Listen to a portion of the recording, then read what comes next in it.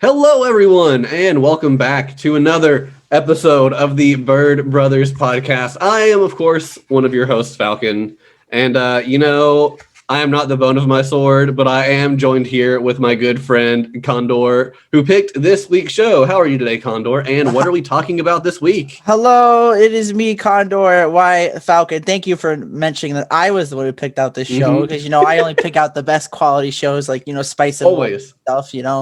But today, what we watched this week? I decided that this would be a good time to finally get ourselves invested into the Fate Stay series. So we watched Fate Stay Night, and originally we were going to watch the original Fate Stay, the 2006 one, but I'm an idiot and I started the Unlimited Blade Works one instead on Crunchyroll, and I'm like, oh, sorry, Falcon, I started the wrong one, so now we have to watch this one because I already watched 248. Fair, so we already watched 248-minute episodes. Say it was Unlimited Blade Works. It literally just said Fate Stay Night. Yeah, and you have to like episode 2 or 3, and I was like, oh wait, it says Unlimited Blade Works. No, you have to click it, and then the title was like an OVA, and then it was like, oh no, okay. But we wanted to clarify because I think we said at the end of the last one, oh, we're watching the OG from 2006, and that is not what happened. We apologize. Nope. So if you were looking for that 2006 one, then I'm so sorry, but that didn't happen. So we realized it way too late to fix it. Yeah, but after I watched 248-minute episodes back to back, I'm just like, we're doing this now. Yeah.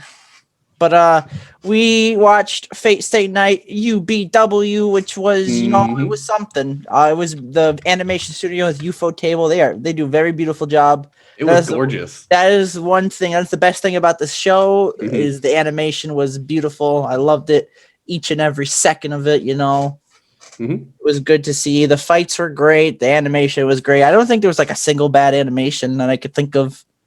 So no, I think everything was gorgeous. Yes. I'd like to apologize in advance, though, because I didn't get much sleep last night. So if I'm a little low energy, I apologize. But anyway, let's get right into it. Mr. Falcon, why don't you tell us what Unlimited Blade Works is about?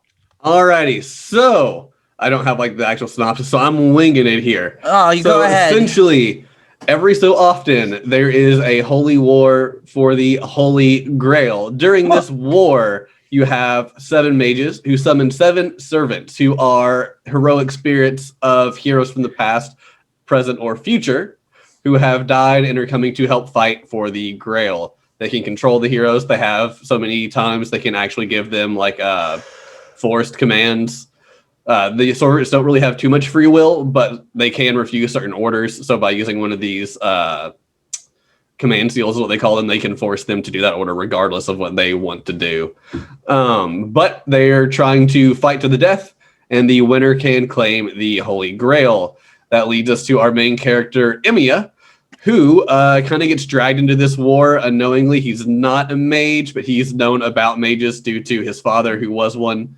But he gets sucked into the war. He ends up summoning Saber, and they're trying to see what they can do there.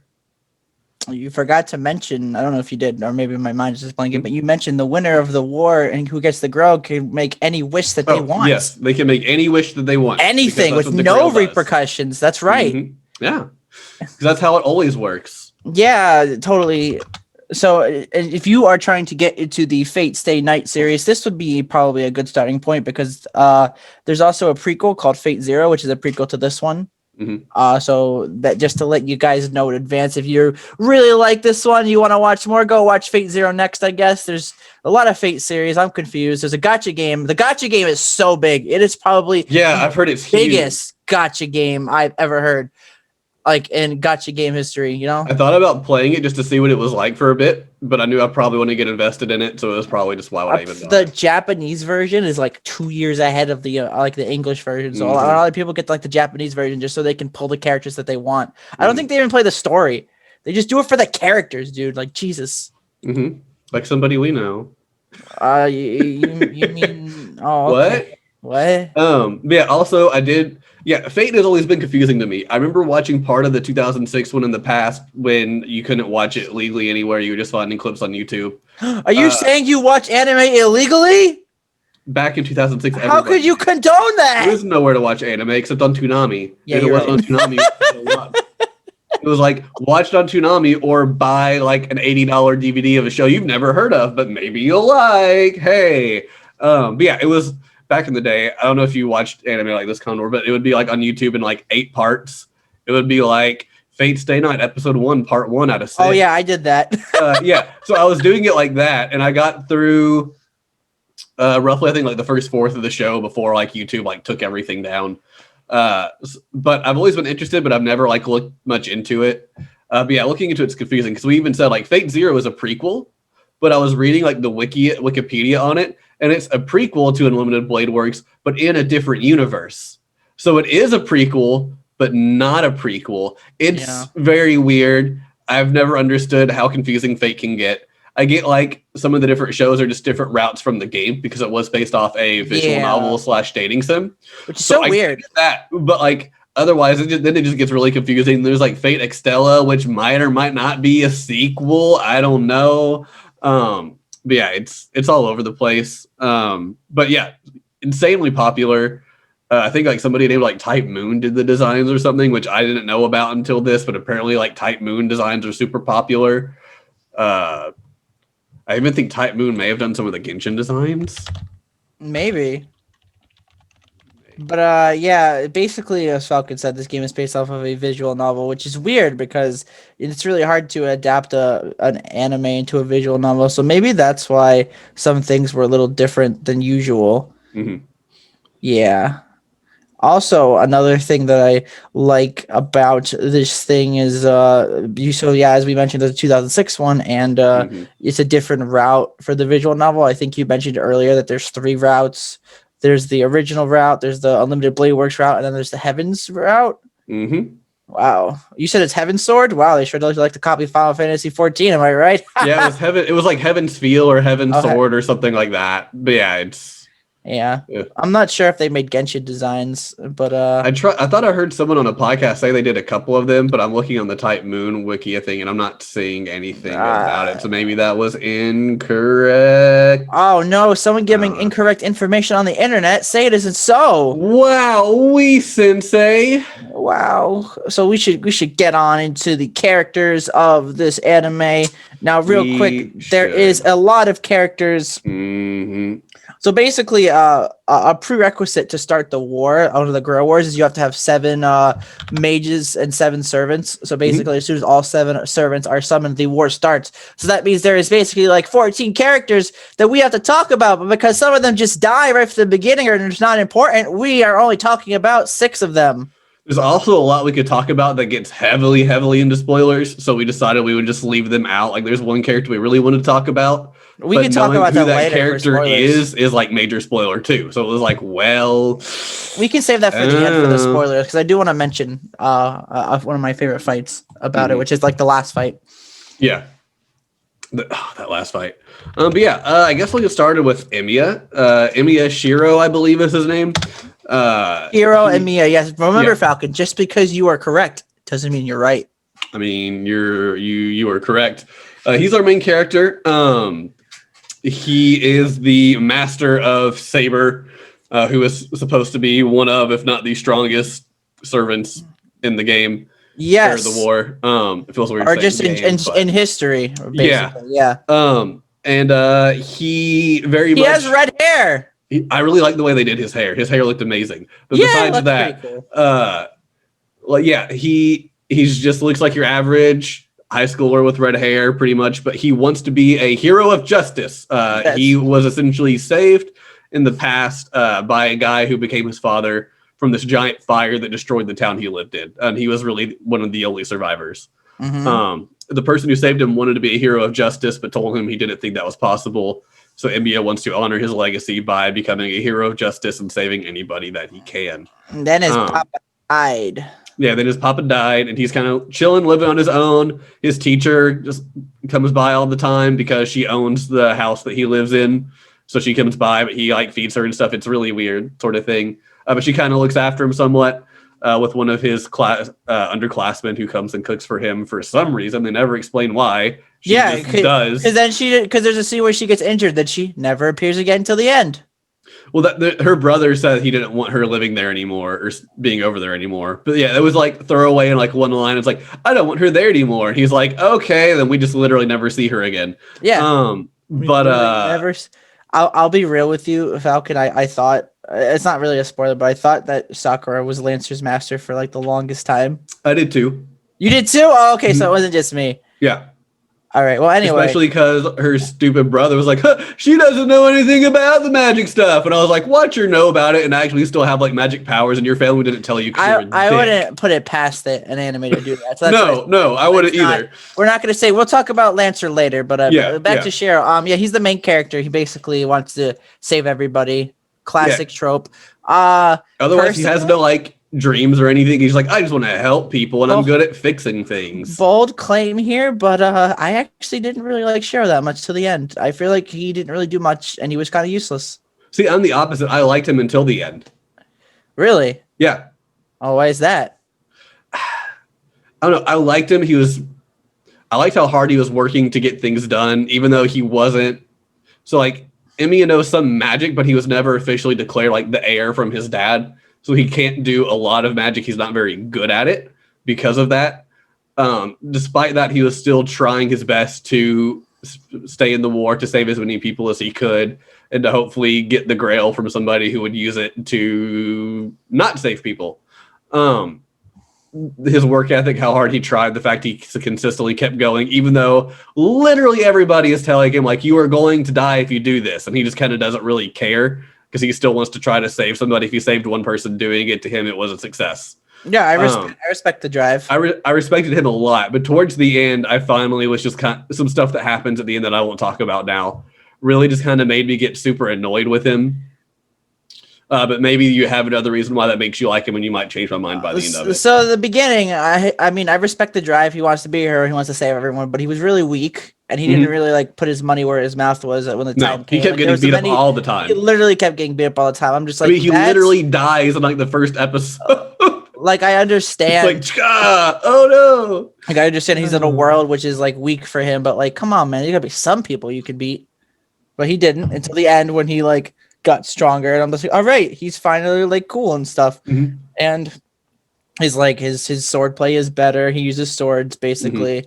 He has this like power which is called trace, where he can basically trace the elements of something. He can like copy it and or fix it. He actually does that a lot at his school to like fix stuff. He does it for like his friend, the student council president. Yeah, he was going through repairing all the heaters because the heaters were breaking. Which that's super tracing it to see what was wrong, and that is how we knew what to fix. Well, which is kind of interesting. Shiro's a fine character, but he's not a good main character. I'll say that. I can agree with that. I think if Tosaka was the main character, oh no, she's the real main character, and Shiro was like her backup guy, he would be much better. What are you talking about? The first episode prologue started with her. Obviously, she's the best character and the main character, right? I know she's arguably one of the most popular characters.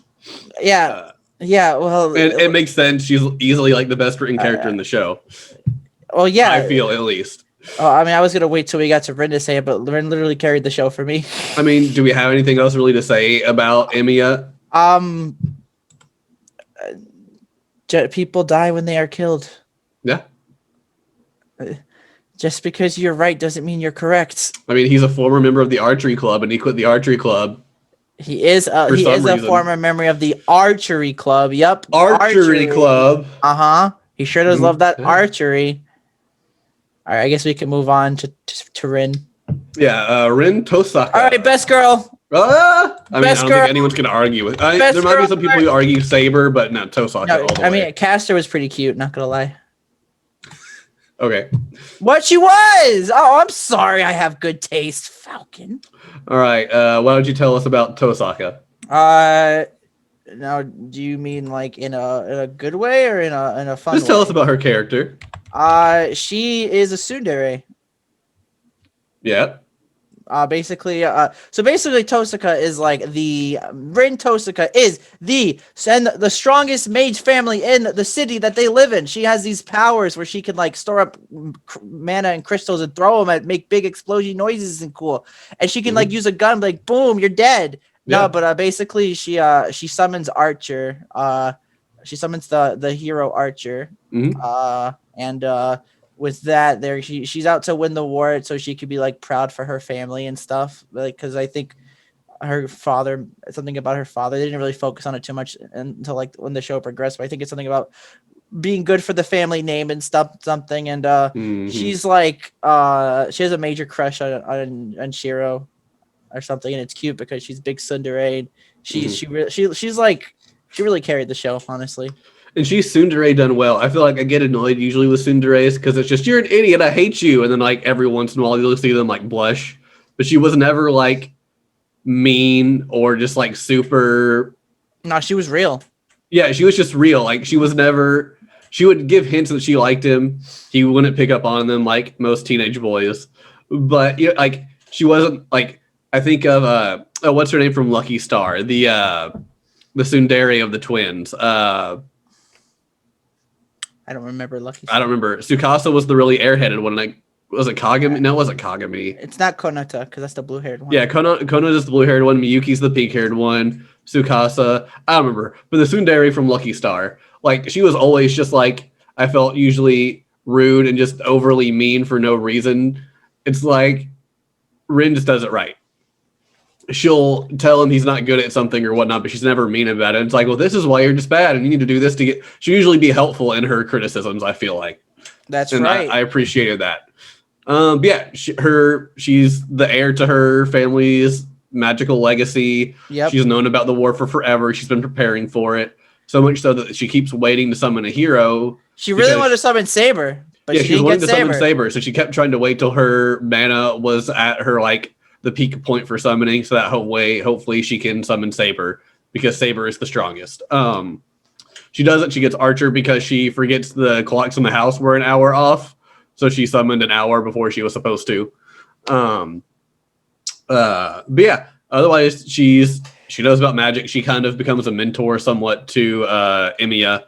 Yes, even though they're combatants, and Archer's like, you gotta kill him, and Rin's like, no. Yeah, I mean, even at the start, they find out there's at least one more master at their school, but they don't know who. So they put like a truce to where they won't fight each other until they figure out who the other master is and get them out of the game. And that way, she can make sure he doesn't die early on from the fact he knows nothing, even though she really shouldn't matter because it's a fight to the death. And there was this one part where she like attacked him, and Shiro was just like, "What are you doing? Why are you attacking me?" It's like, you gotta take this seriously, dude. I'm like, I'm good. Why are you attacking me? We're friends. Yeah, to be fair, she gets him several times. Like, if you don't want to be a part of this, back out now. Just go.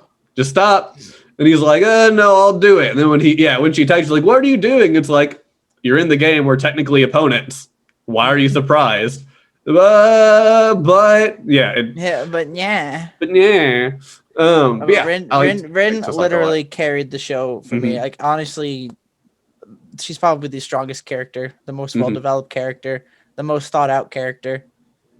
I feel like really Rin and Archer were the two most thought-out, best-written characters, and they're like a team of their own. So real quick, I'm gonna say this. I tried looking up a character poll for this anime, but I actually couldn't find one because the character polls I found were based on all of the Fate series. Yeah. But I will say that a lot of the Fate Stay Night characters were top. For example, I think Archer was actually number 1. That makes sense. Like one of the polls, and then Shira was like number 2 in one of the polls, and then I think Saber was also like top 5. So these characters are like good characters compared to the fan base, but yeah, I don't feel like any of the main 4 were really badly written. I feel like they all were good. It just mattered on how long you thought they were good. Yes.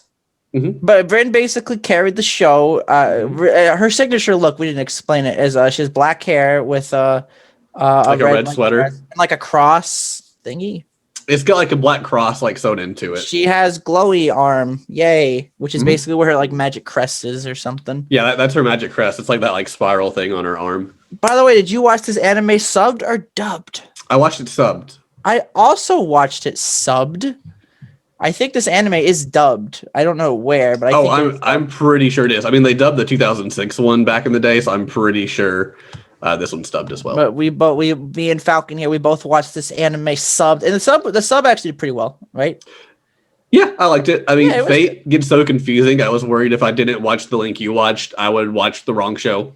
And then we would get here and be like, wait, hold up. So that's why I said, I was like, this is the one you're watching, right? And you're like, yep. And I was like, all right, cool. This is what I'm watching. Make sure I don't click on the wrong Fate on accident. I just send you the link to Ruby. no, we're watching Ruby now. What? When did that happen? I just said so. Anyway, I guess that's enough about Rin. She's basically the best character. If you were to watch the show, she'll most likely be like the best character for you too, unless you have like really bad tastes. But other than that, let's move on to Saber. Saber. Now, quick, I want to ask you a question. Okay. Did you pick up on what Saber's real name was? Like what hero she was based off of? Yeah. Which one? Do you want me to say, or do did you look? Did you look it up, or did you figure it out?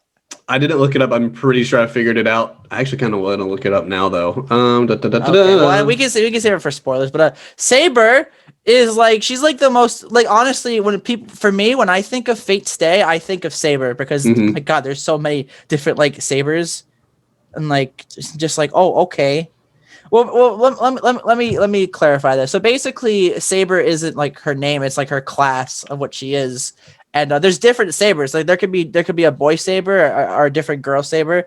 But like this Saber, this blonde-haired girl is like the iconic face for Fate Stay for me. There's like many versions of her that I've seen, and whenever I think Fate, I think of her. But anyway, Saber is a character. She uses she's blonde. She's a knight. She's very chivalrous. She is Shinji's servant.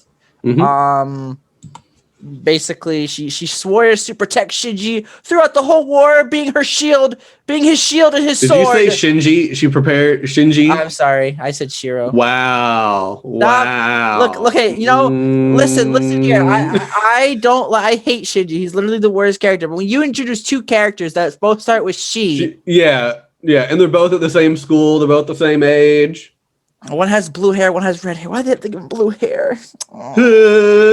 Anyway, Shiro's servant, not Shinji's, but Shiro, and she has an invisible sword. She has. I don't know. I think I was confused on that. I thought the reason why the sword was invisible was because basically what they explain is when your servant is out, the master has to like supply mana to them so they can like stay like in the war and stuff. I must have just not missed it I must have missed it because I thought the reason why her sword was invisible was because Shiro did not have enough mana to supply her with it. Was that the reason or no? That's kind of how they explained it at the start. Since he didn't have a lot of mana, she couldn't fully realize. But they also explained later that if people saw her sword, they would know who she is. Oh, so that makes sense. The question of, and the whole thing is that the heroes don't always look like themselves from history. They can just look as whatever. So they try to hide who they actually are because the others know who they are. They know all their weaknesses because they can look at history and say like I'm going to use examples that aren't actual examples just so I don't spoil anything. But say if Berserker was Hercules. Achilles. Achilles heel. Like okay, we'll just stab him. So they try to hide it. So it's one of those is. Did Saber hide her sword because she didn't have enough mana from Emia to actually have it realized, except for like special attacks, or was it she was hiding it so nobody knew who she was? And that's one of the two things you could go about it. They don't really explain it too well. At the start, they explain the whole mana deal, but I think when she's fighting Assassin, he makes some comment about, "Oh, you don't want me to see your sword," and she's like, "Yeah, I don't want you to know who I am." Like that. So who really knows? That's kind of one of the plot holes, but it's also not like a major plot hole. Like it's just something that's would be nice to know the right way. And I'm sure there's some Fate fan who can let us know in the comments, like this is exactly what happened and why it happened that way. But I didn't pick up on it. But it'd be crazy if Berserker was like Hercules or someone, right? That'd be crazy. Right, it would be crazy. Yeah, it'd be crazy. Yeah, but she's just like the chivalrous person, always just there to like protect the people, protect the master, protect everybody. I was actually kind of disappointed a little bit because I thought they would do more with her in the show. They don't really do a whole lot with her, and she's like the poster child of this series. I was a little surprised too. Something happens. We're not gonna say what till spoilers. Something happens. She's like out of like the show for like 7 episodes or something, and I'm just you see like cameos of her, but yeah, otherwise she's not there. And she's such like why? And she's in such like a white like almost like a wedding dress. I'm just like why? It totally was a wedding dress. Why is she in this outfit? I don't understand.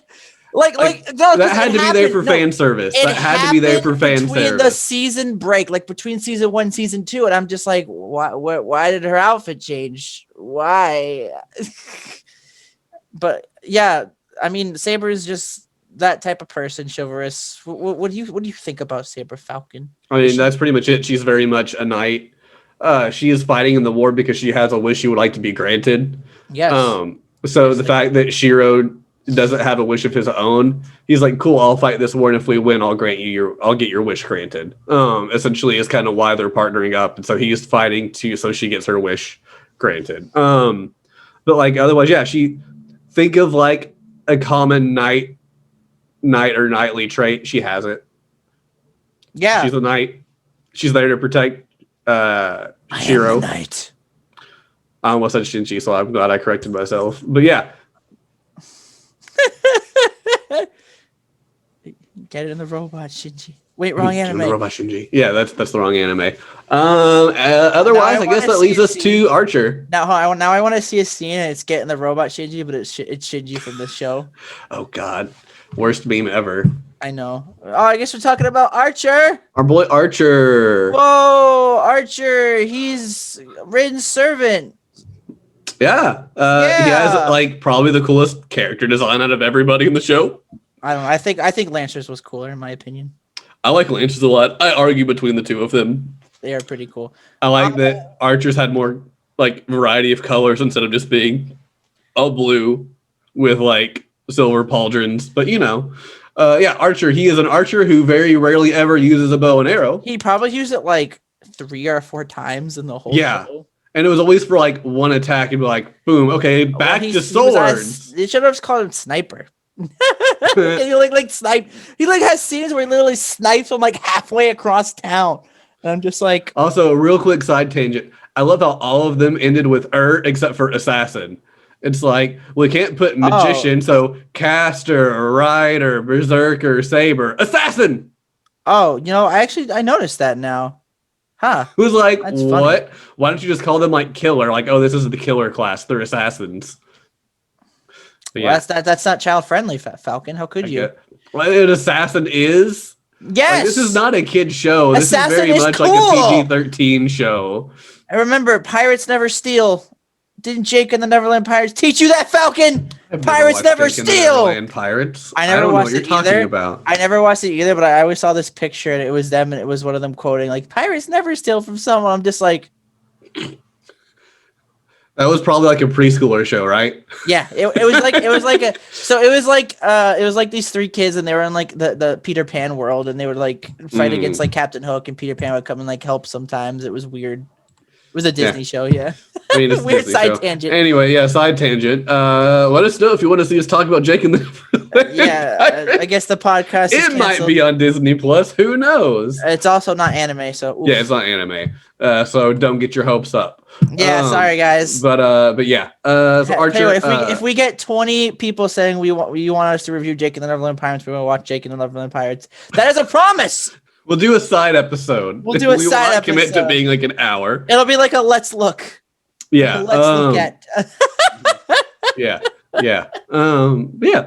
So Archer, he fights more with swords than he does any sort of archery. He's very complex, kind of mysterious at times. He's not super excited about being Tosaka's partner, and he's even less excited that they work with Emia because he feels like they should just take Emia out and be done with them. Have one to put it down. He does not like Emia because he does not his ideals. Archer believes that you cannot save everybody. You have to save one person to save multiple. Yeah. No, you have to save by killing one person. You can to save multiple. He's like that instead of like I want to save everybody, which is the more realistic approach, honestly. Like. Oh, it's super realistic. Like more realistic, yep. Emia doesn't want anybody to be hurt or sad or crying ever. But you legitimately cannot do that. There's no real way to have that happen. So that's why Archer's like, your ideals are crap. Like, you can't do that. You're gonna hurt somebody regardless, even if you try not to. Like, but yeah, just because your eyes are closed doesn't mean you're sleeping. right. But yeah, basically Archer is just like, he's like a super cool guy, probably one of the stronger one of the server. I saw something we didn't explain that there's like two like subclasses of servants. There's like warrior ones, the magician ones. Mhm. I think Saber, Archer, Lancer, and Assassin and Berserker. No, wait. Caster's the only magic class. No, well, Ryder too, but Ryder just dies. So Was Ryder a magic class? yes, definitely, 100%. Because we literally see Ryder be like, I will protect. Yeah. We're done. Yeah, I guess we're done. But yeah, Ryder just died. Anyway, Archer's cool. He has white hair. He's a red coat. He's really good with swords and a bow. Mm-hmm. Something else we should mention is each servant has a special ability called like a noble phantasm. Mm-hmm. For example, Saber's is like a strike, like a special sword strike. Yeah. Archer has this like super ultra power, like almost missile arrow that happens. Yeah. But they're not always attacks. I won't say what happens, but Berserkers is not an attack at all. No, basically, find out what happens there if you want to watch the show. I was just gonna say it, but if you just want to not to tell you, I guess I won't say it. Yeah. But yeah, Archer's cool. Let's move on. Yeah. That leads us to Caster. Let's do Lancer and Lancer then first. Caster, Okay. Because basically Caster's like the villain, so we'll leave the villain for last. Lancer. So basically, Lancer has a cool design. It's a cool character. His real name's kind of cool. I think you'd recognize it if you were to look it up. I think they mention it in the show. So basically, when you do your noble phantasm, you have to call out your weapon's name, and that might like make it so you recognize like the peoples and stuff, Yeah. So it's kind of bad to do that. It's good to do it as like a last ditch effort, They try not to do that unless like that's their only option. Yeah, but Lancer's cool. You don't really find out who his master is until like later on. We talked about who. Yeah, the very end. It actually caught me by surprise. I actually didn't expect it. Did too, but then I realized I should have got it because they leave clues to it throughout the show. I didn't really. I noticed there were several times early on. He's like sitting on the building that his master is usually in, but I just never put two and two together. Oh, I guess. Then at the end, it's like, like there's one time where Ren is taking Shiro somewhere, and as they're walking in, you see him like sitting on the roof, and I was like, oh, I should have picked that up, but I didn't. But yeah, he's really cool. You don't really know why he does what he does. He just does whatever his master tells him to do, but it doesn't always make sense. Like at the very start, he's like, I was told I was supposed to kill Rin Tosaka. Let's go. And then later on, it's like, hey, but master told me to work for you guys. And they're like, but you tried to kill us earlier. Yeah, but he's changed his mind now. It's like, come on, I'm here to help you out. And it's just like, okay. But he has a really good judge of character. Even once you find out who his master is, his master wants him to do things he just legitimately disagrees with. Yeah, that's right. Lancer. He just flat out refuses. Like, if you use a command skill, I'll still try to refuse it. And he almost does. But the command seals are ultimate. Command seals won out in the end. If I order you to get me a pizza, you have to get me a pizza. You don't have any command seals. I'm not your servant. But you also promised to give me a pizza. I did promise I'll get you a pizza. We can talk about that later. Command seal, let's go. It's not a command seal. Anyway, we talked about that before we even watched the show. Let's move on with the Lantern conversation. He's pretty cool. He has the coolest character design, in my opinion. He thinks also Rin is best girls. He also stabbed the most hated character in anime for me. So he's in my top 5 characters. That is why we are talking about him. Yeah, that's literally the only reason we're talking about him. But he wasn't in there much otherwise. We've alluded to it. There's this character named Shinji. He's basically a classmate of Shiro and Rin's, but he's like the worst character ever. I don't really want to talk too much about him because he doesn't deserve it. But basically, think of like the cockiest person who thinks they're pardon my language, but he thinks they're hot shit, but they're actually not. That's literally Shinji. He does nothing of value in the show. He's just there. Literally nothing. I'm just gonna spoil it right now. I'll wait to the end. I'll wait to the end. Never mind. I'll wait to the end for my rating. But he doesn't get what he deserves. That's all I'm gonna say. Anyway, Lancer, he stabs Shinji, and so as soon as I saw that scene, and the scene where he like punched him too, I'm just like, okay, you're top 5 character. I love that part. Congratulations, Lancer. Oh, it's great. It's great. But yeah, that's really all we can really say about him. I like his fighting style. He actually fought Archer once. That was actually probably one of my more favorite fights. I really liked it. I feel like Lancer fights like a Dragoon from Final Fantasy would. Like if you were watching like an animated Final Fantasy show and one of them was a Dragoon, I feel like it would work like that. Did watching that make you want to play 14 Falcon? Yeah, I wanted to level up my Dragoon. Okay. But anyway, that way I can tank the floor and only 14 people will get that. But yeah, moving on left, we have Caster. Caster's kind of like the main bad guy for the first half she's of the show. I'll say that. What? She's a cutie. I mean, she's okay. She's not best girl, but she's a cutie. Yeah, so there's a scene where her hood came off, and I'm like, oh, she looks pretty cute. Yeah, I mean, but she usually wears that hood, so you never know.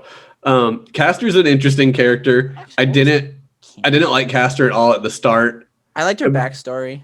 Yeah, once they start getting into her backstory, I liked her more. I understood her more. I felt bad. I give Caster a hug. I mean, I'd probably give her a hug, but I still don't really like her. But I'd be like, I don't like you, but you've been through some stuff. So here, come on, let's hug it out. Oh, she's this person. Okay, I was just looking up her real name.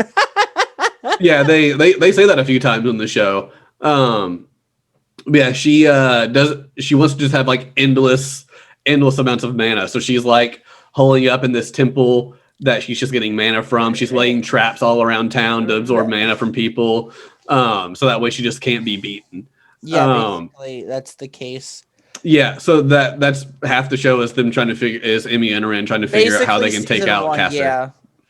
And it's funny because it's just like, oh, after Caster, we got to take out Berserker, who is another servant we mentioned. He's like really big, strong guy. They actually fight Berserker like episode 3, episode 4. It happens literally out of nowhere. It just like sort of happens. I'm just like, oh, okay. But yeah, the whole thing with Berserker was weird. It's like, we might need to deal with Berserker to take out Caster, and then stuff happens when they finally take out Caster. It's. I know more about that. I could talk about it more about spoilers because I have a friend who really loves Fate Stay, and they would always feed me information about the show. So that's how I know some of the facts I know. Okay. Yep. But anyway, Caster's the main villain. She uses magic. Her noble Phantasm is pretty OP. I'll say that. Yeah, it was. It's probably not my favorite one, but it's a cool one. Yeah. Her design's pretty like villainous, you know. Yeah, they did a good job. She has a lot of villain qualities to her while still remaining relatable. Yep.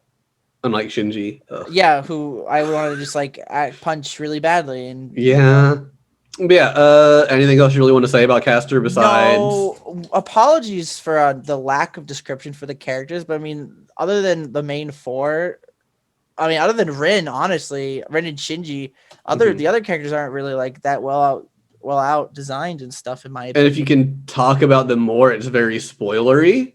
We'll talk about it more in our spoiler section, but basically, I think the main problem is because this anime is based off of a visual novel, and obviously the visual novel probably gives them more depth and stuff. It's like the same, like with ReZero, the light novels are so much better than the anime, even though the anime is really good. The light novels are so much better. That's saying a lot. I mean, like, I'm a big fan of Clannad. It's an our banner, and the Clannad anime is great, but even like. The anime takes a 40-hour game and makes it into a 2-season anime. Like, the game is still great. It's better, even though the anime is still super great. That's like... Is each season 26 episodes, or is each season 13 episodes? Clannad, each season is 24, I believe. Oh, so it's 48 episodes? Yeah. Oh, that's like... What is that, like 10, 15 That's like 24 hours, so you're cutting out like 16-ish hours from the game. That's kind of close, you know. It's not bad. But that's not even like every playthrough. That like is Phoenix Wright or one anything. Route is 40 hours. Like it's one route is 40 hours. I think so. Yeah, I think like the first time I did the first route, it was like 30 hours. But then when you go through and you like skip all the like repeated stuff, not that long for the others. But yeah, okay, it's long. I'll get on a Clannad tangent now. We're talking about Fate. We'll talk about Clannad when we talk about Clannad. I feel like that's something that can happen, especially with these really longer visual novels that you have, like Clannad and Fate, and even like something like Little Busters. I know is super long, and you're putting it into a 1 or 2 season anime show. And I feel like that's why Fate did the different seasons for the routes. Like, okay, the first one we're going to talk about the main route, the Fate route. This one we're talking about the Unlimited Blade route. The next one we're talking about the Heaven whatever route. Is that way they can like condense it down and get more of the details from each route in there without having to try to be like really cool. But also gets super confusing. It is a little confusing. Mm-hmm. And again, I have a friend who told me I like the cool facts, so I got like in the loop a little bit, but. I feel like a lot of the characters kind of suffered because we don't really have that much context. Maybe if we had more context, maybe if you watch Fate Zero first, we would understand more. But I mean, I feel like this was probably a better starting point, in my opinion. But anyway, let's move on. What's next? Character. Well, we've already done characters. Usually next we talk do fun facts. I'm sorry. I meant to say music. Yeah, we usually either do music or fun facts next, and whichever you'd rather talk about. Music? Okay. The opening themes. I actually really like the openings. They're both really nice. The second one's probably my favorite. I'm trying to find them because I don't remember the.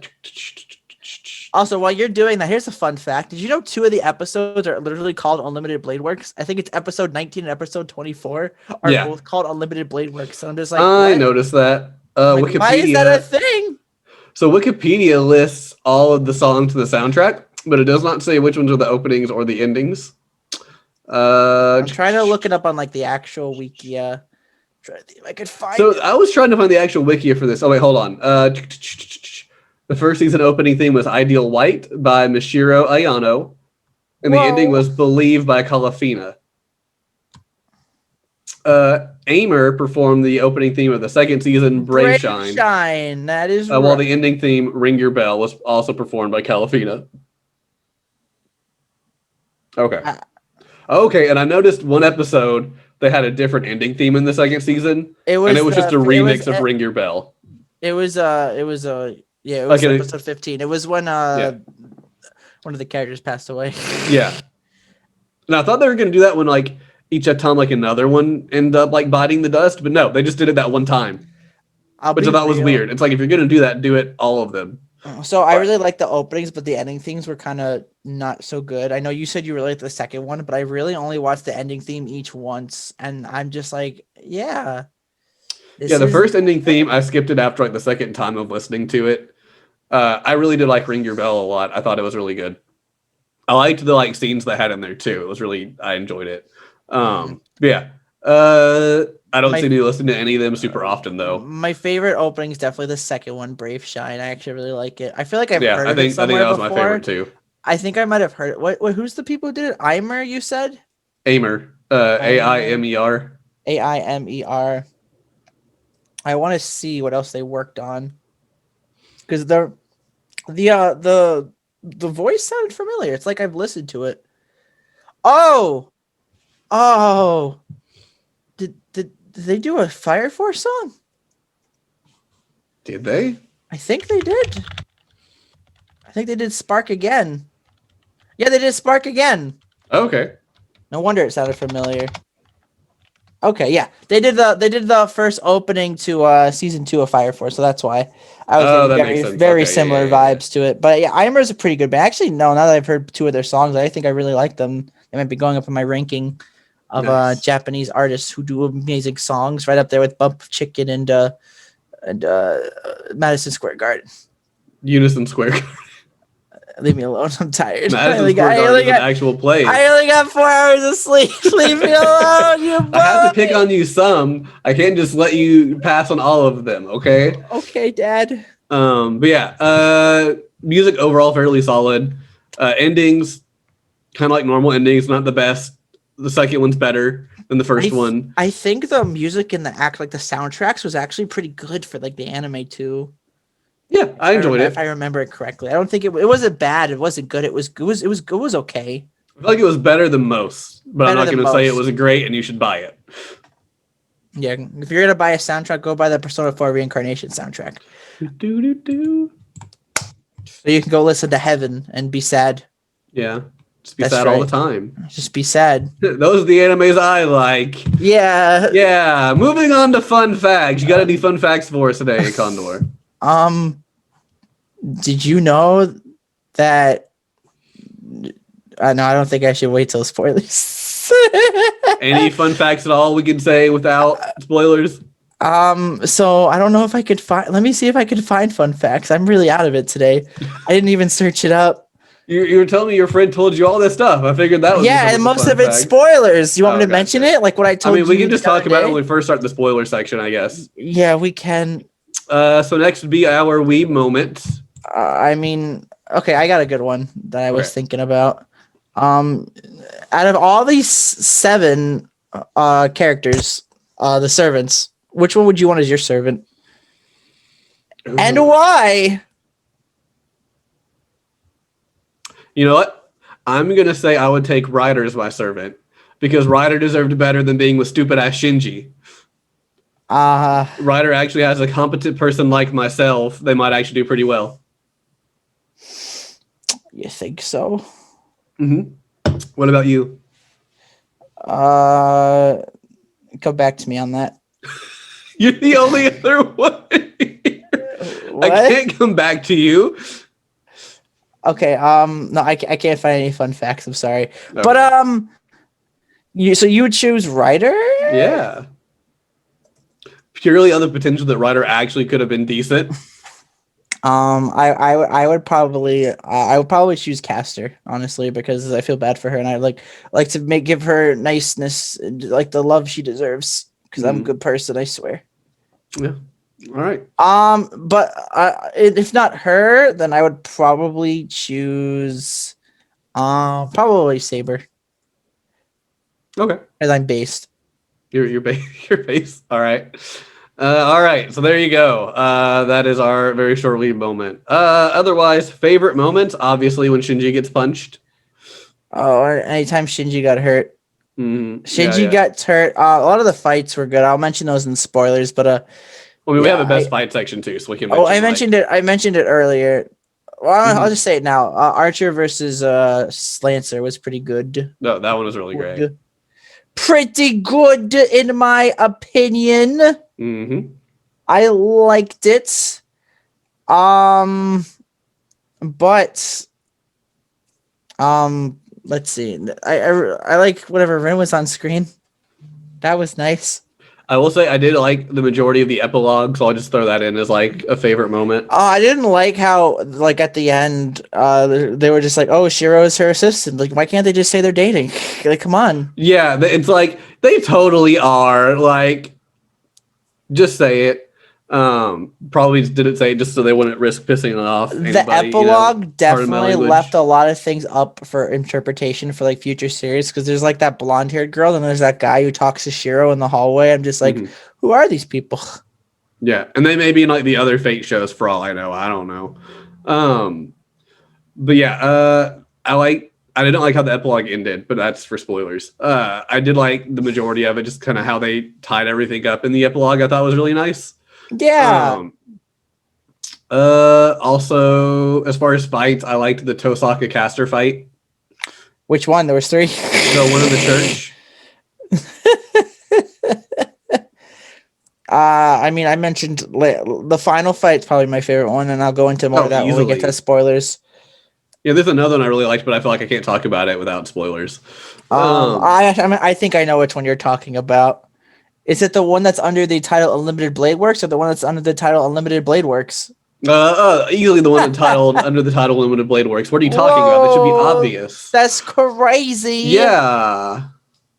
Other favorite fights. I mean, so I'm not gonna say he's the master of Caster is, but when he just like started fighting, I was really surprised. I'm like, oh, okay, he can like kick butt. Mm-hmm. And then they mentioned it was out of nowhere. And then they mentioned he killed a man. I'm like, oh, he's a murderer who doesn't feel anything. Well, that was a really weird one. It was literally out of nowhere. It was great. Mm-hmm. All right. So sorry, yeah, we can't really say that much because the show's like so spoilery. So, should we do our rating now, or should we do it after spoilers? let's do our ratings now, just because I don't want to do spoilers beforehand. All right, I'll go. But I'll go first. we can go on and do our ratings, but then we can just do our spoiler. And if people don't understand why our rating is that way, they can hear the answer why in the spoiler section. I'll go first. Okay. This show was an experience. The animation was beautiful. Mhm. That's probably its best thing going for it, honestly. The story was a bit confusing. If you have to like really pay attention, honestly, if I didn't have my friend to explain things to me, I probably would have been really confused. Would I recommend this to a beginner? Definitely not. No. You need to be an avid anime watcher to probably really enjoy this, or you're going to be really confused. I'll say that you'll be thrown all over the place. You just probably want to just drop the show. So I'm gonna rate this a 6 out of 10. But because Shinji is alive at the end, I'm lowering it to 5 out of 10. That's not even funny. I'm dead serious. No, I get it. I fully get it. I feel like anyone who's watched the show gets The it. start of our spoilers, but so many characters die, but Shinji, literally the worst character in the show, doesn't die. That's horrible, and I don't like it. So it's a 5 out of 10. But my actual rating 6 out of 10. So Okay. it wasn't bad, but it wasn't my favorite. I'm sorry, I'm boring you, Falcon. Jeez. I'm sorry. I'm yawning all day today. So this one's hard for me to rate because overall I really enjoyed watching it. And I feel like if I were doing it just on like an enjoyment level, I would probably rate it like a 7 or 7.5 because I really enjoyed what I watched. Not enough to like go down this Fate series rabbit hole and learning all about it or anything. No, definitely not either. But I enjoyed it, and if we didn't like another on the podcast, I wouldn't complain about it. Be like, okay, cool, yeah, I'll watch another one, no big deal. But I don't think I'm gonna be like going out of my way to watch Fate. But there's so many issues. I also don't like Shinji, but I wouldn't dock it a full point just because Shinji's there. There's just some I other guess you didn't hate Shinji as much as I did, because I really hate him. I hate him, but not as much as you do. I literally never seen an anime character so bad before in all of the anime I've watched. Mm-hmm. Like, there's characters I hate, but I have a reason to hate them. Shinji, there's no reason to hate him. He's just terrible, and that's that. And I hate him for it. Yeah. Like, here, a bit of a spoiler for One Piece, but I Kainu, right? You know, the guy who killed Ace. Like, yeah. Obviously people hate him for killing Ace, but like, he's cool. He has magma powers. It's really awesome. It's cool to see him use them. But like, Shinji has nothing like that going for him. He literally does nothing but boast and then run away screaming whenever something even remotely bad happens. I mentioned this earlier, but Shinji does. I mentioned this earlier to you off the podcast, but there's this scene where Shinji's doing like he's about to do this thing in the school, and like they're in class, and Shiro looks over him, and Shinji's just like, yeah. Like, and this isn't just for one scene. This is literally for like the whole school day. He's just laughing and looking at Shiro. I'm just like. He totally gives off creeper vibes. And dare say it, predator vibes. Maybe. Oh, was that? Yeah. I went there. That scene really pissed me off. That's why Lancer's top tier character. Okay. Literally. Anyway, let me finish my rating, and we'll get back into it in a minute. I'm sorry. But yeah. So like I said, enjoyment wise, I'd probably give it 7.5. But there's a lot of things I felt didn't get explained well. I didn't like some of the writing decisions they did more towards the end. So I think I'm going to give it a 6. I think my final rating will be a 6. So we got a 5 from Condor, a 6 from me. Definitely, if you don't care about the writing and more of that stuff, watch it. It can be fun. Definitely, like I said, not recommended for any new person. There's no way they would enjoy this. Not that they wouldn't enjoy it, it would be less likely for them to enjoy it. If you like visual novels and like TV adaptations of visual novels, sure. If you've already played Fate, sure. But if you're just like, I'm new to anime and I hear this Fate series is popular, pick a different series to start with and then come back around to it. You might enjoy it, or you might just get very confused and turn off. Or just play the visual novel. Or play the visual novel. Honestly, I kind of want to play the visual novel. It's probably on novel Steam, now. actually. I'll look at that up right now. I'd have to boot Steam up. But yeah, so that has been our ratings. While Condor is looking that up, I'll tell you where to find us in case you want to dip out here before we talk spoilers. And before you do that as well, why don't you also tell them what we're watching for next podcast? Well, I was going to wait till the very end, but if you must insist, we're going to watch Girls in Panzer next week. Tank Girl show. It was recommended that we watch it, so I figured, hey, no, let's do it. Let's watch it. I've not seen it before. But yeah, so you can find us on the Twitter at BirdBroPod. You can find me on Twitch, twitch.tv/FinalFalconberry. We streamed Genshin the night before we recorded this, 4-man co-op. Had a lot of fun.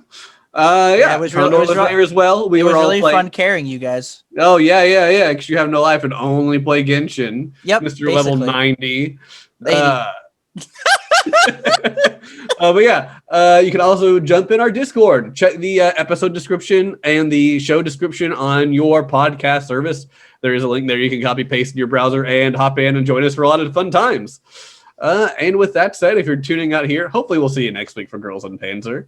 We hope you enjoy your time until then. But for now, we're going to talk spoilers on Fate. They only have a game called Fate Extella on Steam. It's Fate. Okay, that's like one of the other series. Okay, well, sucks to be Fate Stay Night. You can't play it on Steam. I'm sure there's a PC version somewhere you can buy or download, or like a console port. So Falcon, you want me to blow your mind since you're already on spoilers? Ryder wasn't Shinji's servant. Really? Was Ryder Sakura's? Yes. I told you this yesterday, but basically this is I think this is explaining the other route. They didn't really focus it on the Unlimited Blade Works route, but basically Rin and Sakura are sisters.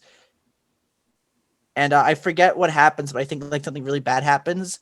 And because of that, they have to like wipe Sakura's memories that she's related to Rin and something. Because I think that would make my Rin always thinks about Sakura so much. Shinji and Rin's families are like kind of similar in that hierarchy or something. I don't remember the exact reasoning that my friend told me, but yeah.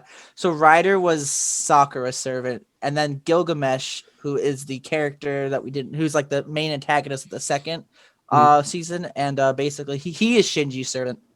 Shinji literally gets the best freaking servant. I'm so pissed about that, but yeah, that's why. Mm-hmm.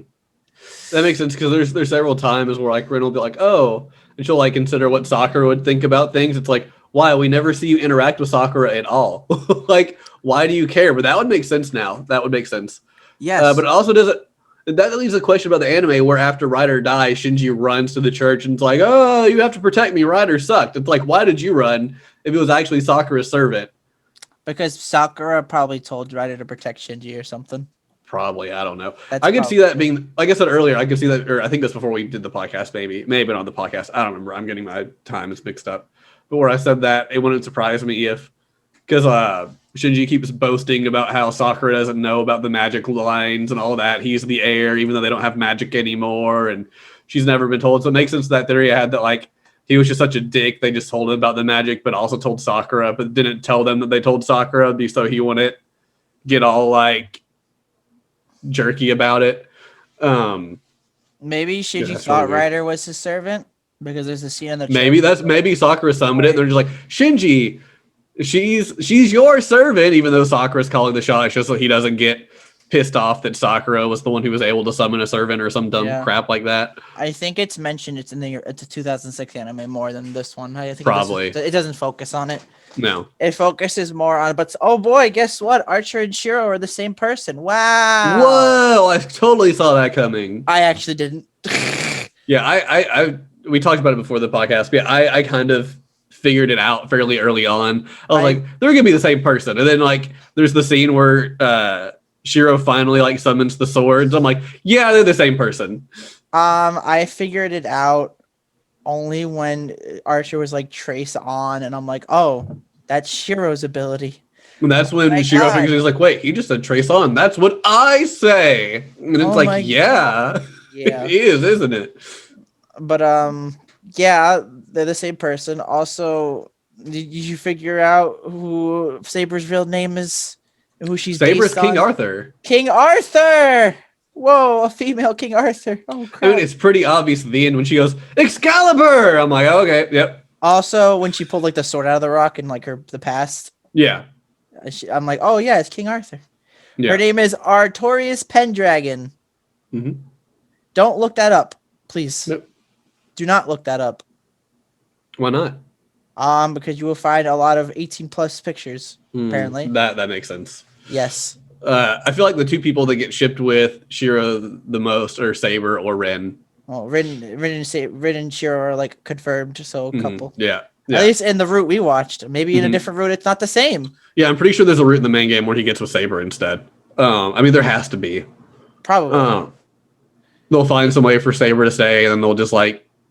Well, I mentioned it to you before the podcast, but there's an OVA we didn't watch where it's like a good differentiating to the ending where Saber actually lives, and basically they have to him and Rin feed Saber mana to have her survive in the world. So nice. Yeah, nice. But I guess we should move on to fights. The fights. I am assuming your other favorite fight was probably Shiro versus Archer, right? Oh, for sure. That one was great. That one was pretty good. That's when I started liking Shiro more, when he was like starting to like stand up. I honestly thought he was gonna die there because Archer's like so much better. But well, I mean, he's literally Shiro with like hundreds of years of experience doing fights. Like you would expect him to win. And Shiro's just like this wimpy high schooler who's like, I want to save everybody. And I like the fact it was like conflicting ideals. He was like, here's Shiro as a teenager who wants to save everybody, and then here's Shiro from the future who realizes he can't save everybody, so he has to save who he can. The ideals while taking as minimal people out of the world as possible. I like the conflicting ideals. I just hate that at the end, he's like, I don't care what you say. I'm never going to be like that. And I'm literally like, this is literally you telling you you're going to think that. He's like, no, I would never do that. It's like, but I think he finally understood that near like the end of the fight. And he like... Kind of, but he still won't admit it, and that's what started ticking me off about him. I'm like, I'm glad you're being more active, you're getting stronger, you're actually like being a more active participant. But then it's like, you literally have like Rin telling you, hey, what you're doing isn't good. You have all these other people telling you that that's stupid, and then you have yourself from the future's like, I start regretting this. I would never regret anything, but you do. But I wouldn't. But no, you do. No, I wouldn't do that. And I'm just like, bruh. At some point, just acknowledge the fact that you might. Like, so this is why like, I get. Okay. Yeah, I was like, even if he was like, you know, I might think that in the future, but I still think what I'm doing is the best path forward, and I'm not going to change. I'd be like, cool, you're at least acknowledging that you might. But he's like, no, never, not going to happen. No. Oh, that's your favorite Unlimited Blade Works fight. My favorite Unlimited Blade Works fight is Shira versus Gilgamesh, where I guess if you're still listening, Gilgamesh is basically a character from Fate Zero. So basically they say there's a war 10 years ago. That's Fate Zero. Basically that the winner of that war was the reason why Shiro's town got burned down. They explained that. Yeah, that's why Shiro was adopted by like his new father who taught him all the magic and whatnot. So yeah, since Archer, Shiro from the future came from the future, he was a fake Archer. The real Archer was actually Gilgamesh, which he doesn't even use a bow. He just throws swords. His noble Phantasm is basically like a weapon thing. Like he basically has like his treasures and his weapons stored up, and he uses those there, right? Yeah, he was like the King of Swordsmen or the Gilgamesh. King of Warriors. He's King of Heroes. So, I mean, in the Gilgamesh lore and myth, so I don't remember if Gilgamesh is actually a real person or if he was just of like myth, but I think he was a myth, he collected every sword from everybody he ever beat. So he just has this like repository of swords. So he just literally like summons them out of the sky and like shoots them down at people. Well, yeah, he summons them out from his house, but in, like magic circles. Yeah, they say like from like magic circles, but like it's talking about he's summoning them from his vault. Is and how they like phrase it. And that makes Shiro the perfect counter for him, honestly, because if you think of like that, Gilgamesh is really strong in that regard. But and this is how they explain it in the anime. He doesn't master any of the weapons, like it's like Saber with Excalibur, or Ryder or something with her weapons. If she's a master or something, I don't know. Ryder kind of died, so I don't know much about her. But so basically, he's the same as Shiro, where he just throws a lot of weapons at each other, and basically Shiro's like, we're the same person in that regard, but I'm always going to be one step ahead of you, because he always like traces the weapons and is going faster, and it was pretty cool. But the thing of a problem with Gilgamesh is he didn't take Shiro seriously, because he viewed him as a fake mage. He's like, you're not really a mage, and because of that he lost. I didn't like that though, because Archer or Gilgamesh is technically the archer that was drawn. Yeah. The actual archer he calls Faker, which I kind of thought was fun. Was like, oh, he's It was Archer, so but he's weird. not Archer. He's a fake Archer. I got confused when Saber started calling Gilgamesh Archer. I'm like, wait, what? I'm like, oh, because he's the real Archer. Okay. And I even like how they kind of hint at that, because we know at the start every hero's been summoned. And then Shinji goes after Ryder dies, and the priest is like, there's actually one hero who's been summoned who doesn't have a partner. And it's like, how does that work? Because they all have one. And it was Gilgamesh was there. You didn't have a partner. You didn't have a master. So he was I thought that was Assassin at first, because I did too at first. I thought, oh, we don't have the real assassin, because we know that Caster had summoned Assassin to be her servant. So a servant had a servant. So I was like, maybe he's not like an official servant and he's just like a fake one. So he's getting like a different assassin, but it's no, that still technically counts as the assassin servant. But the archer Ren summoned was actually a fake, because the archer that would participate had already been summoned and just never left years ago. So he's still a participant already, which I found really interesting. I thought that was really fun. But yeah, he thinks they're just fakes and they're nothing to be taken seriously, because they're not the real archer. He's the real archer. Because it was Archer who it was Saber who did the damage to him in the previous war, I guess. So yeah. I guess Saber must be in Fate Zero. So that's cool. I feel like Saber is in the majority of them. Yeah, I feel like she has girl. to be. Yeah, she's the poster girl of the Fate series, in my opinion. So, but do you kind of want to look into the others to see if the servants always have the same character design and they're just technically different people, or if they actually get different character designs based on the person they are? I think that'd be interesting to find out. I may look into that a little bit. Oh crap! What was I gonna say? So the reason why we've also rated this low, and I maybe our rating's a little mean, but I guess we could say our rating for this route in that case, because that's fair. A lot of characters didn't really get that much to shine. For example, Ryder died before we could even find out who her real master was. I had to have my friend tell me. Assassin was kind of wasted potential. Lancer a little bit was wasted potential till the end. Berserker and Emia was wasted potential. Yeah, we finally found out stuff about them. It was like, all right, you're gone. Yeah, I was actually so what was happening in the anime is basically Caster took Saber away from Shiro, and then Archer's going over to Caster's side. So Rin and Shiro don't have their servants anymore. And Archer betrayed Rin and was like, I'll be your servant too. We should so they're like, oh, we should go to Emia and get her team, because she has Berserker, and they're about to go do that, and then Gilgamesh comes and attacks, and I'm like, kills Berserker, kills the girl. I'm just like, I was really excited to see a Berserker team up with Rin and I almost said Shinji again, Shiro, because I was like, that'll be interesting. You'll have Rin, throwing her gems and doing her little gun spell thing. You'll have Shiro trying to hold off probably the master with the sword, maybe with his basic sword skills. But then you'll have Berserker just going crazy. I was really excited. I thought that'd be really fun. And then it was just Gilgamesh just like, ho, so you're Hercules. All right, I know how to beat you. I spoiled it in the regular podcast. Yeah, I was we won't say who it is. You're like, maybe it's Heracles. I'm like, really? Bruh, I don't really care. I was gonna try to save that part. It doesn't really matter for Hercules, because he literally appears 2 times in the show, so who cares? But basically his noble Phantasm is he has 12 lives and they reset after 12 hours. But and the reason for that is because of the Hercules doing the 12 trials and his lore and stuff, which is really cool. Yeah. I like that. But it was fun. It wasn't unbeatable, but it made sense. Assassin's wasted potential, Rider's wasted potential. Assassin's literally sitting there to guard a gate. And since he was summoned to guard a gate, he cannot leave the gate. The gimmick is if your master dies, the servant disappears. So they killed Caster, and you think Assassin would disappear. But honestly, if you know anime like we do, obviously, he probably wouldn't. So when they got back to because they had to go to the Ryodo Temple to fight Gilgamesh, he was still there. And I'm like, oh, he's still here. But, I'm kind of sad he still is, because it's just a waste of time at this point. Yeah, it was literally just like, I thought even Saber's like, you should have disappeared and we defeated Caster. He's like, I should have. But since she summoned me here specifically to guard the gate, I still have mana left over, and I am to guard the gate until my mana disappears. And it's like, that makes no sense. Like, that's just like, how can we have another obstacle for them? I feel like they kind of At the very end. shoehorned his backstory into. Yeah, and then it's like, oh, this So person bad. never actually existed. So they just summon whatever swordsman they think best fits his ideal persona. It's Again, like, what? maybe because this is one route from the original visual Mhm. novel, but since we're talking in the context of the anime, it was bad. Maybe it's more explained in the visual novel. I'm hoping Probably. it is. But other than that, there's a lot of things wrong with this route, but there's a lot of good things with this route. Mhm. I think it just more focuses on Shiro's struggle with himself Mhm. to be good or not.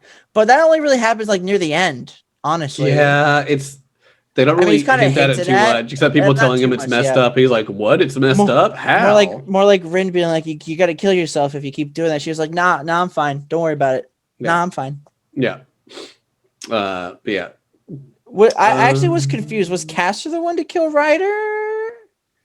I believe so. I actually don't know. Let me look that up. I thought it was because Caster sent the like skeleton dogs that was holding off Rin and Shiro, and then Caster popped into the classroom, killed Ryder, and then had like a clone that Tosaka ended up chasing that turned out was just like a clone kind of like ghost of her that disappeared. And then that's when they find out that they killed Ryder and bailed. I'm looking at the wiki and it looks like Ryder gets like the most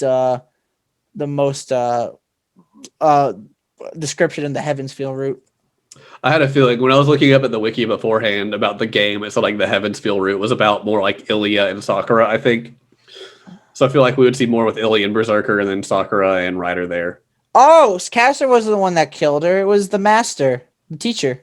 That makes more sense. The teacher could just enter the room while Caster is leading the others astray. That makes more sense, actually. Yeah, literally, this is the whole description for Ryder in the Wikia under the Unlimited Blade Works route. Ryder is first seen attacking a student. Red and Shiro promptly team up to drive Ryder away. As in the Fate route, Ryder activates her bounded field Blood Fort Andromeda over the school. However, Caster's master, the teacher, kills her, leaving behind a terrified Shinji. Shinji decides to approach Kirei Kotomine for advice, and Kotomine opts to grant Shinji command over his own servant, Gilgamesh. So, yeah. That's literally the whole description. Well, all right. Oh, and the Fate route. In the Fate route, she looks like she survives. Maybe. Past that point, I mean. Yeah. Who knows? Yeah, it looks like. Yeah, it looks kind of sus. I don't like it. Yeah, I was really disappointed because especially like every like servant survives over halfway through the series. Yeah, and she Ryder. just dies in the beginning. I was so disappointed because at that point I was like, okay, they'll just start killing people off now. Like, no. The next one to die, I think, was Berserker. After that, that was like episode 15. Yeah, because I think if I remember the order, it was Ryder, Berserker, and I think Caster. Yeah. And then it was. I want to say Lancer, and then I want to say technically Archer, and then Assassin, and then Gilgamesh and Saber at the same time. Yeah, that's technically. By the way, the winner of the war was Rin because she's best girl. So, haha, more proof that Rin is the best. They gave her the win. Also, I love in the epilogue how they refer to the Holy Grail as a minor ritual. It's like, what? It's like, is that a minor ritual in the magic world? Horrible. Oh, I was like, really? Okay, like literally Japan almost got destroyed, and it's like, oh, that's just a minor ritual. Don't worry about it. But you took part in a minor ritual. Yeah, we'll let you be her like assistant. It's fine. But yeah, basically the reason for why we say a lot of the things we did is because of the route. Mm-hmm. I feel like if you saw all three routes, I feel like it would expand your enjoyment of it a lot, which is probably why the people who've played the game or have watched all of them like it as much as they do, because they know more like little details here and there of what actually happened. Yeah, just watching it once was a little. I still very much enjoyed it. There's just a lot I feel could have done. The fights better. were enjoyable, yeah. Yeah. And it was always great to look at. It was one of those shows. It's like, even if it's kind of bad at parts, I'm enjoying looking at it. They did a great job. which honestly was my feeling on the first 13 episodes of Nagi no Asukara. But, that is a topic for a different time. But yeah, I'm trying to think if there's anything else I wanted to talk about. The ending. Shiro does not take the offer to join the Mages Association because he still wants to be a hero of justice. And I'm like, why? They don't ever explain that, really? No, they don't. I just missed something. Novel they do. Maybe the reason why is because he has an idea of how he's going to do things. Maybe. I think in the previous one, like the archer did, but maybe Shiro's not doing it, so it could be different, and you find a different way to do it, and maybe that will be like the plot divergence to prevent him to becoming another archer. Maybe, because all we really know is that Archer eventually, Shiro, gets blamed for something he didn't do and gets hung, and that's how he died. So he became the guardian, so that way he could protect people even after death or whatever. But we don't know like the route he took to get there. So this one of those was, did that Archer join the Mages Association, or was it Tosaka made some comment that, that the Mages Association had like a lot of benefits for mages, but that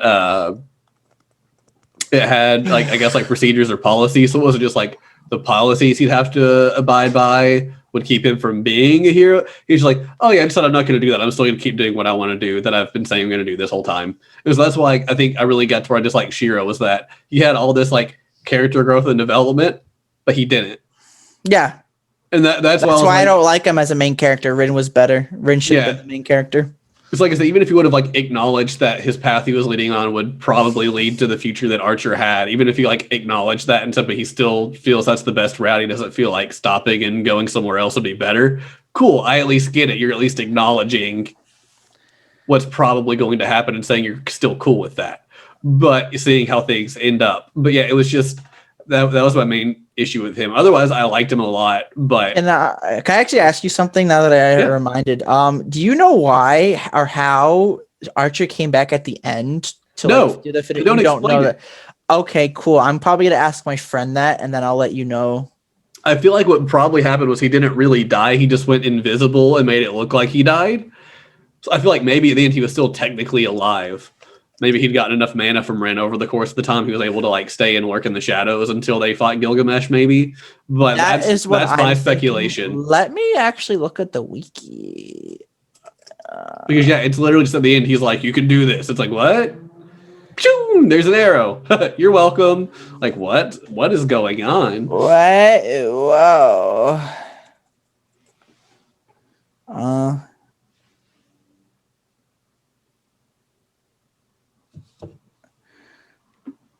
He survives due to a thing called independent action. I don't know what independent action is. Who knows? Maybe because he's a guardian, they have a special thing where if they're in the game and they die, they can technically like hang around. They're just not like a part of it anymore or something. I don't know. Yeah, he then massively kills really Archer. Need to be free from emergency sort of company's goal kidnaps Rin after she formed. Forcing a situation where Shiro faces off when Archer loses the fight only because he does not attack Shiro as he is stabbed to the chest. However, he survived the blow thanks to independent action and remains hidden until the final battle where he saves Rin from the Holy Grail and eliminates a quarter near defeating Gilgamesh. Mm-hmm. I'll get more context from my friend, but yeah, I guess that it's something called an independent action. I don't know what that is. Yeah, and the only other thing that left me really confused is at the very end. Did you watch the post-credit scene at the very, very end? At the final episode? Yeah. I think I did. I don't remember it though. So it shows Archer and like his reality marble. Oh yeah, and he's just like walking. And then it's just like he's just like walking, talking, and then like it just has someone else appear there that looks like a younger version of himself. And I was like, does that just show that the path that Shiro took was the same path, and so now it's like showing up, this is where he is right now, you guys? Or if that's like, I don't know. I was so confused.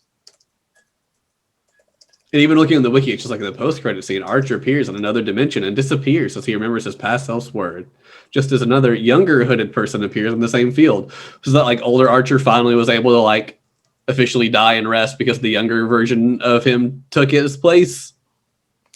I have no idea. Right?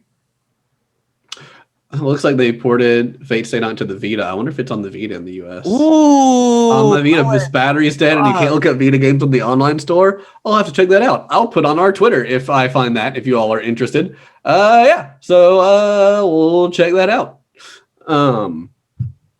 But yeah, I'll have to look. I think Fate Zero got a Vita port, I think, over here. So maybe Fate Stay Night did. PlayStation Store. You said it's you can't because you can't get on the PlayStation store on the Vita. You have to buy it on like the website and then do it that way, right? Nope. No. They took Vita and PS3 off the website.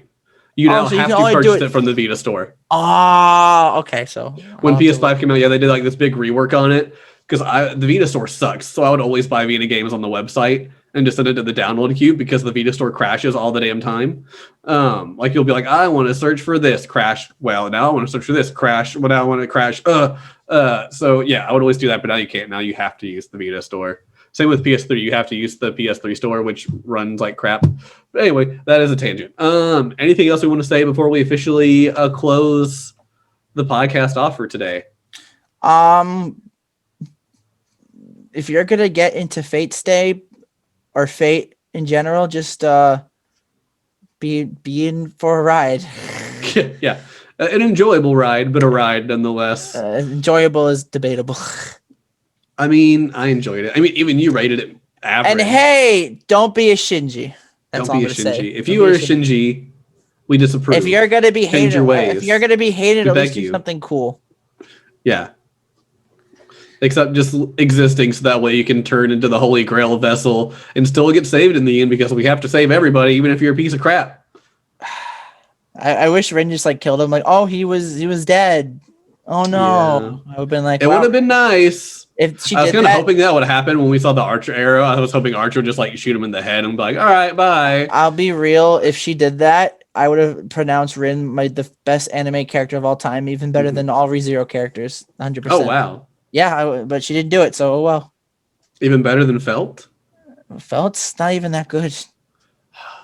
She hasn't got any character Well, if development they yet. ever went to the Princess Selection Trials, maybe we would. Yo, are you bashing Then on we're my main stuck in boys, some Garfield? forest. Otto? Are you bashing on my main boys? Yo, I know you didn't say. All right, we gotta stop. All right, I guess next week we will be reviewing Girls und Panzer. Girls in the Panzer. Yeah. I can't wait to look about girls and tanks. Yay! Yay. I'll have to find out where we can watch it first. I haven't checked that yet. I probably I'll should check have. it as soon as we end this podcast. Yay. All right, so well, everybody have a fantastic rest of your day or night. Of course. Hopefully you guys enjoyed us kind of ranting and tangenting on Fate. You know where to find us on Twitter, Twitch, and of course, hop in that Discord. Always a lot of fun there. Play Genshin with us so I can carry you.